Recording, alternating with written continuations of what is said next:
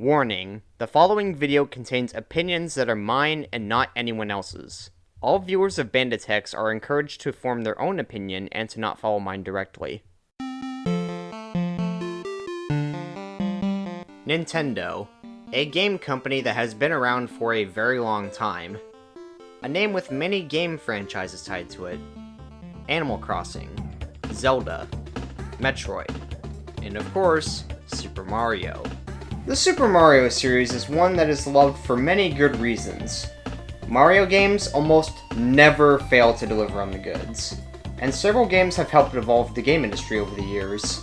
We all know about the Koopa-bashing Italian and his twin brother Luigi, but some people seem to forget that Mario wasn't always like this. A good 4 years before Super Mario Bros. Was released to the world, Mario made his debut in the arcade game, Donkey Kong. Donkey Kong is debatably the most important video game that Nintendo has ever created. Not only did it establish two iconic Nintendo franchises, but it also helped Nintendo find their footing in the game industry, allowing them to develop consoles that could host many well-made and iconic video games. With that said, you'd think Nintendo would do more with this series, but I find Nintendo's current treatment with Donkey Kong to be questionable, to put it lightly. Now, DK is still a big name and all. He is getting a spot in the upcoming Super Mario Bros. Movie, but the last original Donkey Kong game was released back in 2014. And even after DK turned 40, Nintendo never acknowledged the original game. But it's okay, guys! They remembered Yoshi's Story for that game's 25th anniversary. Clearly, they care more about mediocre sequels rather than massive landmark titles. In today's video, we're not going to dwell on that. We're going to do a review on the arcade game to see if it's worth your time and or money. But one more thing before I review the real game, because this has been bugging me for several years. Despite the Wii having an online store for purchasing games, the first ever Donkey Kong game wasn't released on consoles outside of a port in Donkey Kong 64 until 2018. And with no fanfare either. Why? It doesn't make any sense to me. This game, good or bad, is important to your brand, yet you seem to act like it never exists. Moving away from the topic of video game neglect, Donkey Kong broke new ground by being one of the first ever video games with a plot and cutscenes. It isn't super deep or complex, but it is still an achievement for 1981. The carpenter, Mario, is chasing after his pet gorilla, Donkey Kong, who has taken Mario's girlfriend, Pauline, to a construction site. Mario must scale the unfinished building and rescue her. It does follow the basic damsel in distress story that later Mario games would use over and over, but with a gorilla instead.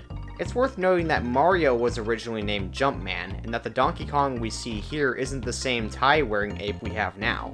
This version of Donkey Kong would later age and become the elderly Cranky Kong in the Donkey Kong Country games, which is pretty interesting to think about. Paper-thin plot aside, Donkey Kong is a really early example of a platformer. You control Mario, who must get to the top of the site while dodging obstacles. If you've ever played a Mario game, the controls will not feel very good at all.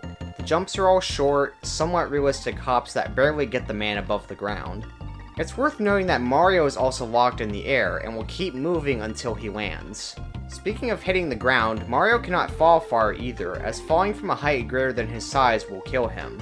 Now, Mario's official size is a mystery, but assuming he's between 5 and 6 feet, that means Mario is a total pussy in this game. I say this, yet if I fall 2 feet, I end up hurt pretty badly, so I'm not one to talk. Speaking of Mario's frail state, everything will kill Mario instantly. Fire, barrels, Donkey Kong, a 5-foot drop, but not the hammer.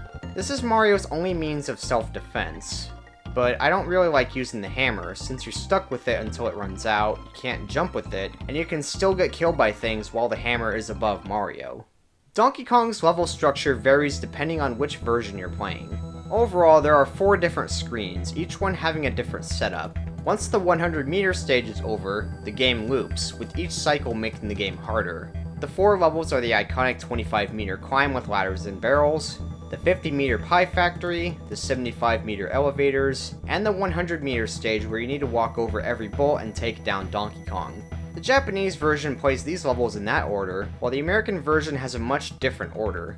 You play just 25 and 100 meters, then 25, 75, and 100 meters. The third cycle gives you the Japanese order. The fourth cycle gives you 25, 50, 25, 75, and then 100. And the last cycle is 25, 50, 25, 75, 25, and finally 100. I can only assume this was done in order to get the American kids to fork over more quarters, but it is definitely strange. Thankfully, the Nintendo Switch version allows you to select any of these two versions, in addition to the earlier Japanese ROM.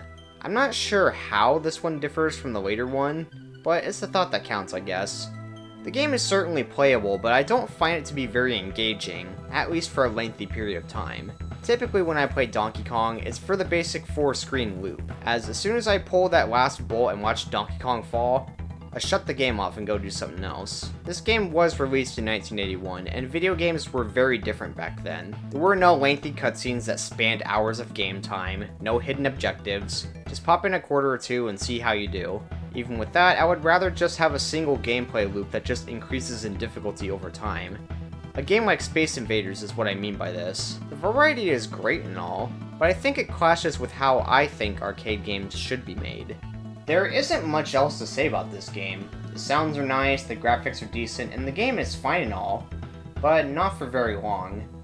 I can't be too hard on Donkey Kong because video games were still fairly new at this time. My only real gripe with this entire game is the hammer. It just kills the pacing if you ask me. I may get some flack for this score, but I do want to be as fair to this game as I possibly can. I am going to give Donkey Kong an 8 out of 10. Bear in mind that if this game was a new one you could purchase on the eShop, then I wouldn't have been this nice.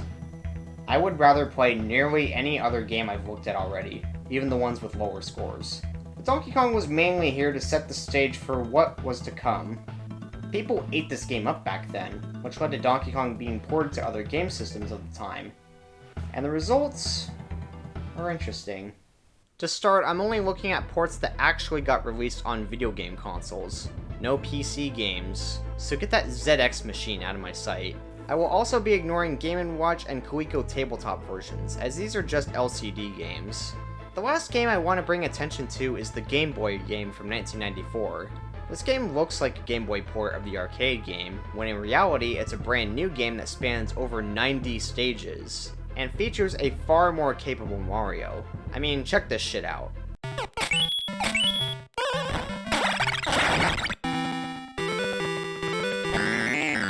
This game will get a full review later on down the road, because it deserves one. For now, let's begin with the Atari 2600 port. To start, I adore the sound effects. A lot of shows use sounds from this game. I wish I could name some off the top of my head, but I swear these sounds get used often.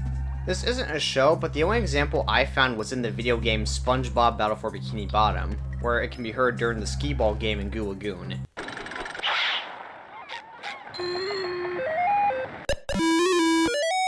I didn't even know this until now, despite being overly familiar with both the sounds and the game. As for the visuals, the graphical quality is much lower than the arcade version, but I can give it a pass because it does look fine for the console. Even if DK looks like a gingerbread man, the barrels look like cookies, and Mario becomes a puddle of blood when climbing ladders. The Atari 2600 is not a top-of-the-line machine. This thing was released in 1977 after all. So this port, along with others, needs to properly adapt the arcade game to get a passing grade. Apart from the visual downgrade, 2600 Donkey Kong gives you the 25-meter stage and the 100-meter stage. And only those two. I'll be deducting points for that, since the arcade game did benefit greatly from that 4-stage cycle, even if it wasn't my cup of tea personally. What's also lacking is the general increasing difficulty, I think. The game is supposed to get harder each time you clear the final stage, but this version seems to have missed that ship, even though the manual says it does. So either that was planned at some point and this port was rushed out the door, or this is just a big lie.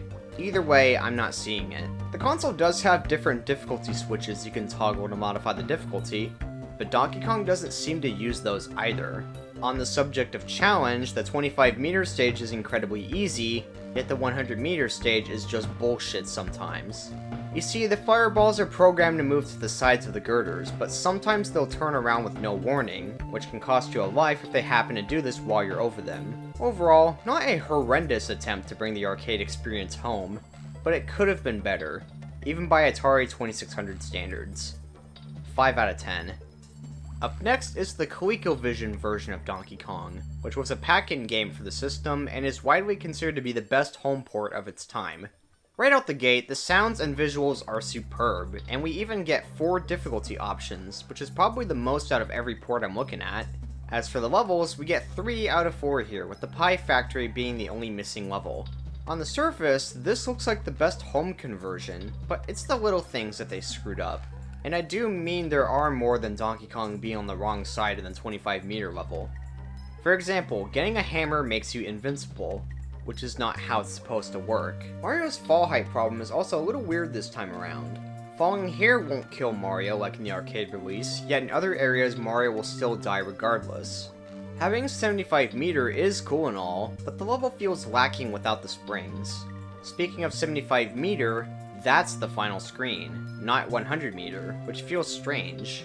What's even more odd is how upon beating 75, you go back to 100 and then back to 75 before returning to 25 for some reason. Overall, it's a competent port that sure as hell puts Ataris to shame, but it's not really one worth buying a ColecoVision for. 6.5 out of 10. Oh dear, this thing is the Intellivision port, and as you can see, it looks terrible. The sound isn't much better either, but maybe there are some redeeming qualities to this one? Well, the game has 4 difficulty modes just like the ColecoVision port, and we did get 2 levels from the arcade original, but that's about it. Compared to the ColecoVision release, this game does follow the arcade version's logic a little better, though Mario is still invincible from behind while holding the hammer. But really that doesn't matter when the controls don't feel very good. Now, the Intellivision controller sucks. I know I'm emulating the game for the video, but take my word for it. This thing is not comfortable to use in the slightest. But even with an emulator and a controller that I like, the controls feel unresponsive, and in the case of the jumps, sluggish. I really don't have much more to say about this port. 3 out of 10.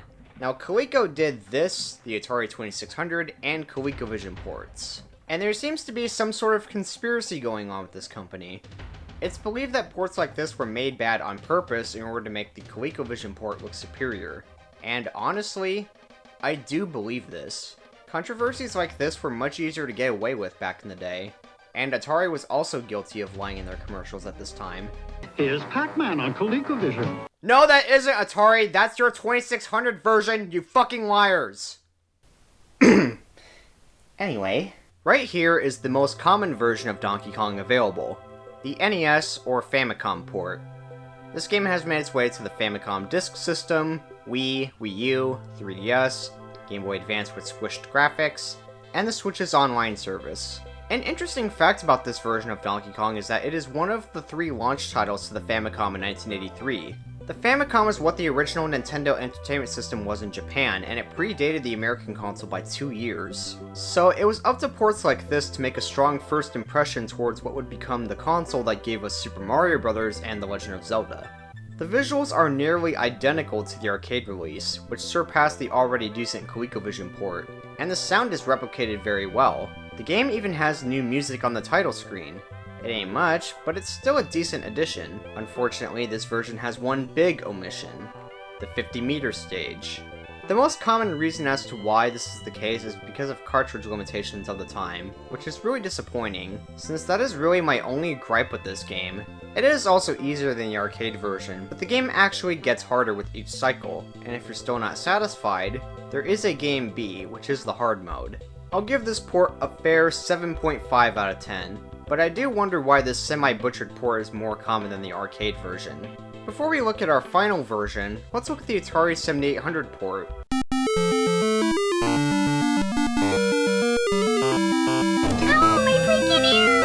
I refuse to accept the fact that Atari thought this sounded good. What the actual fuck happened with the sound in this port? This is honestly one of the most obnoxious games I've ever played in terms of sound. So do yourself a massive solid and mute that damn TV if you bother playing this port. Maybe listen to Do the Donkey Kong while you're at it. Apart from the horrible audio that makes Sonic Genesis sound like Loverboy, this is just the NES version again, but also uglier in comparison. I still like the graphics though, but I should note that the Atari 7800 was supposed to be released in 1984, but got shelved and then launched in 1986. which was when video games started becoming popular again thanks to the Nintendo Entertainment System. That system's version of Donkey Kong was from a year prior, which just goes to show how the 7800 was not a good investment for the time. Really, I'm gonna give this port a 6 out of 10. I'm tempted to bring this down to a 3 or lower, if only for the sound, but I'm trying my best to be fair to all these games. This port doesn't have much to distance itself from the NES version, aside from 3 difficulty options and that abysmal sound. Seriously, Atari, what the fuck happened here? Our final port is an official ROM hack of the NES version by Nintendo, known as the Original Edition. So this version was pre-installed to certain European Wii consoles, and it was available on 3DS to Club Nintendo members who registered certain games before a certain deadline that had been passed a long time ago. Thanks, assholes! The ROM in question adds back in the removed 50-meter stage and slightly modifies the graphics to better resemble the arcade version, and by that I mean they added the minor cutscenes. I really think this should have been released in the Donkey Kong Classics cartridge, which was from the late 80s and bundled both the NES DK and NES DK Jr. This game is a neat novelty, but by the time it got made, Nintendo should have just ported the arcade game instead of just modifying the NES one. It was about 15 years too late at that point. This game is still really cool, but the way this was released is just cruel.